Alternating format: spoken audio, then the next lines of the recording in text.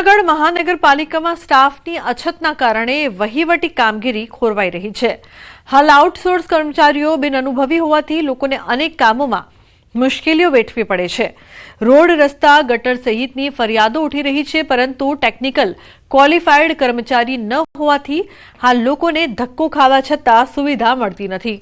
થોડા સમય પહેલા જ 163 લોકોની ભરતી કરવામાં આવી, પરંતુ તેમાંથી માત્ર 90 કર્મચારીઓ જ હાજર થયા હતા, જેમાંથી 11 લોકો રાજીનામું આપી દેતા કામગીરીમાં વિક્ષેપ પડી રહ્યો છે। ત્યારે વિપક્ષે ગંભીર આક્ષેપ કર્યો કે સત્તાધીશોને લોકોના કામોમાં નહીં પરંતુ ફક્ત ભ્રષ્ટાચાર કરવામાં જ રસ છે, તો બીજી તરફ શાસક પક્ષના નેતાએ દાવો કર્યો કે સરકારની મંજૂરીથી હાલ 100 જેટલા કર્મચારીઓની ભરતી કરવામાં આવી છે અને હજુ પણ જગ્યાઓ જ્યાં ખાલી હશે તેને ભરવા માટેની કામગીરી કરવામાં આવશે। જે મહાનગરપાલિકાની જે આખી જે લોકોને સુવિધાઓ મળવી જોઈએ મહાનગર કક્ષાની એ અમને મળતી નથી। સામાન્ય આપણે જોઈએ કે રોડ, પાણી, ગટર બાબતે પણ લોકોને અવારનવાર એટલી ફરિયાદો કરવા છતાં પણ કોઈ પણ કામ થતા નથી। એનું એકમાત્ર કારણ છે કે ટેકનિકલ ક્વોલિફાઈડ જે ભરતી થઈને સ્ટાફ થવો જોઈએ તે થયો નથી। 163 જણાની હમણાં હાલ ભરતી કરવામાં આવી, તેમાં માત્ર 90 જ હાજર થયા। એમાંથી પણ 11 જણા જે છે એ રાજીનામું દઈને અન્ય બીજે સરકારી વિભાગોમાં નોકરી માટે જતા રહ્યા। તો શા માટે અહીંયા કોઈ નોકરી કરવા પણ નથી માંગતું? મહાનગરપાલિકામાં જ્યારે જરૂર પડે છે ત્યારે સરકારશ્રીની મંજૂરી લઈને આપણે સ્ટાફની ભરતી કરીએ છીએ। હમણાં તાજેતરમાં જ 100થી વધારે વિવિધ કેડરોના સ્ટાફની ભરતી પ્રક્રિયા કરવામાં આવી છે। હાલ મહાનગરપાલિકાનું સેટઅપ એ રિવાઇઝ થઈ ગયું છે અને સેટઅપ રિવાઇઝ થયા બાદ કઈ જગ્યા માટે કેટલી કેડરો માટે આપણે ભરતી કરવાની જરૂરિયાત છે તે ધ્યાને લઈ અને આગામી સમયમાં પણ મહાનગરપાલિકામાં સ્ટાફની કેડરોની જગ્યાની પૂર્ણતા કરવામાં આવશે। પોરબંદરની સ્વામિનારાયણ કોલેજમાં પરીક્ષા વિવાદ મામલે જેટીયુના રજિસ્ટ્રારે પ્રતિક્રિયા આપી છે। MBA સેમેસ્ટર 1ના પરીક્ષાર્થીઓની હોલ ટિકિટ જનરેટ ન થવા મામલે તેમણે કહ્યું કે AICTમાં વિદ્યાર્થીઓના ફોર્મ અપ્રૂવ કરવાના હોય છે, કોલેજ દ્વારા પ્રોસેસ કરવામાં જ નથી આવી। AICT આધારે વિદ્યાર્થીઓના UAE નંબર જનરેટ થાય છે।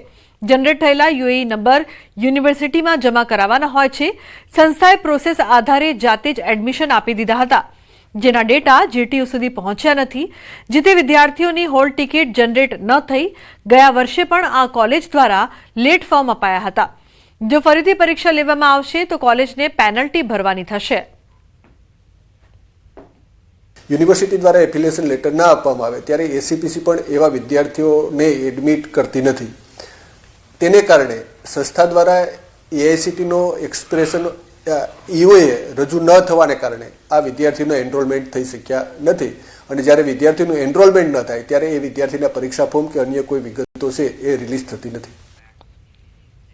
કેશોદ પોલીસ સ્ટેશનમાં આરોપીનું કસ્ટોડિયલ ડેથ, કોર્ટના ધરપકડ વોરંટના આધારે આરોપીને પોલીસ સ્ટેશન લઈ આવ્યા બાદ બની છે આ ઘટના।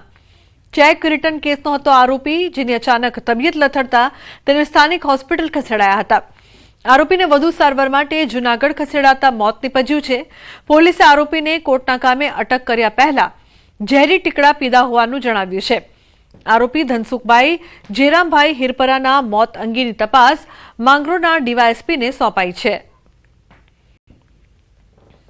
કે જેઓનું મૃત્યુ થયેલું છે, જેઓના વિરુદ્ધ નામદાર કોર્ટનું ધરપકડ વોરંટ હતું, જેના કારણે કેશોદ પોલીસ સ્ટેશન ના કર્મચારીઓ તેઓને કેશોદ પોલીસ સ્ટેશન લાવેલા હતા અને તેમના ભાણેજ પણ સાગરભાઈ પણ એમની સાથે હતા। એ દરમિયાન એમની અચાનક તબિયત ખરાબ થઈ જતા તેઓને તાત્કાલિક સારવાર માટે લઈ ગયેલા રઘુવંશ હોસ્પિટલ। ત્યારબાદ ત્યારે ફર્ધર તેમના હોપ હોસ્પિટલ જુનાગઢ ખાતે પણ એમને શિફ્ટ કરેલા અને એ દરમિયાન જાણવા મળ્યું કે તેઓ સલ્ફોસના ટીકડા ખાઈ ગયેલા હતા, જેને કારણે તેઓનું મરણ થયેલું છે। કેશોદ પોલીસ સ્ટેશન આ કામે એડી દાખલ કરી આગળની તપાસ USPC માંગરોળના હાથ ધરેલી છે। સુરતમાં ISPL મેચમાં ફિલ્મ સ્ટારની અલગ અલગ ટીમો રમી રહી છે, જેમાં અભિનેતા અમિતાભ બચ્ચનની ટીમને મેચને લઈને ગતરોજ પોતાની ટીમના ખેલાડીઓનો ઉત્સાહ વધારવા માટે અમિતાભ બચ્ચન અને અભિષેક બચ્ચન સુરત ખાતે આવ્યા હતા।